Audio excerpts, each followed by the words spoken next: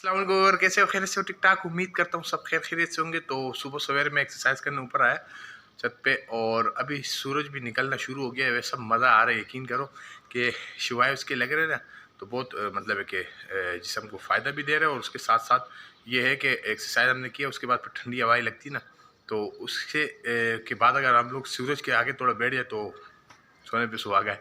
अच्छा, अब जो टॉपिक की साइड पे आते हैं, बात यह है कि भाई अगर हमारे मैदे में किसी किस्म का मसला है, मैदा गैस बनाता है, मैदा हम लोग रोटी खाते हैं तो हज़म नहीं होता है, सीने में जलन होता है, गंदी गंदी डिखारें आती हैं कड़वी जैसी। अच्छा, उसके साथ खाने को दिल नहीं करता है, भूख न लगना या भूख बहुत ज़्यादा लगना, ऐसा लग रहा है कि अगर बंदे को भूख लग जाए तो हाथ पैरों से सांस निकल जाते हैं। इतना मतलब है कि इंसान कंफ्यूज होता है कि यार ये क्या मसला है। तो ये सारे मैदे के रिलेटेड है, और भी काफ़ी है। मतलब अगर आपको मैं शॉर्ट में बताऊँ ना, ए टू जी, कि सारे मैदे के जितने मसले मसाइल है उसका एक ही तरीका है, और वो ये अगर मैदे के मसले ना मतलब मैं आपको बताया ना, शॉर्ट बताऊँ, जितने भी मैदे के मसले हैं उसके लिए बेहतरीन आज का जो वीडियो है वो है कि भाई आपने करना क्या है कि 50 ग्राम आपने पंसारी की दुकान से लेना है खुश्क धनिया, खुश्क धनिया।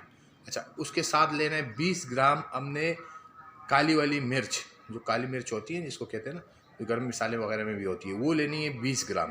और 20 ग्राम हमने लेना है नमक।